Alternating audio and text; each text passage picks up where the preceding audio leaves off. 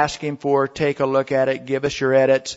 And we have to be very, very careful. And this is, again, I'm going to go back to this because this isn't a process that we can just roll out and everybody's going to give us the same bid. And I'll give you one example of that.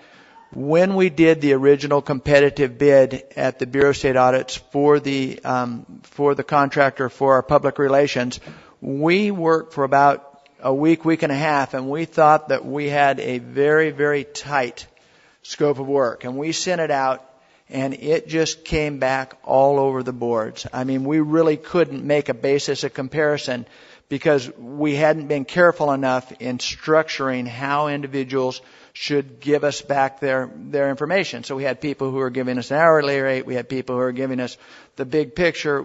It was a mess.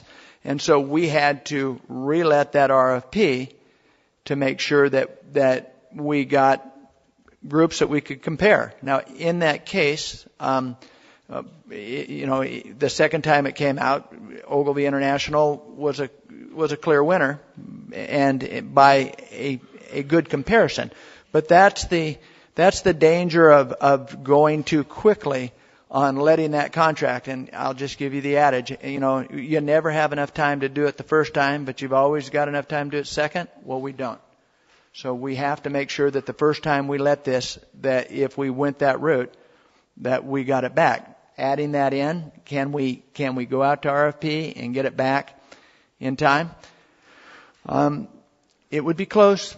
It would be close, but I think that there is that possibility. And so I would say that might, for the purposes of this, that might be the clearest route to go.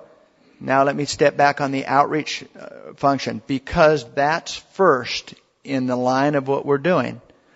I have a real hard time thinking that we can go out to outreach and still meet your March schedule of setting in place meetings and so forth for people to have the information in place and the types of things that we need in order to start eliciting information. But part of the information that we were talking about getting even then would be some of that input information that would be going to our line drawer. So that's where these two plans kind of mesh over. I have a question. If you don't feel that we have enough time, Counsel, Mr. Miller, would you agree that if we had to consider moving forward on a contract, it would be permissible given the limitation that we have in time and what Mr. Claypool has just described for us to move forward on the educational workshop?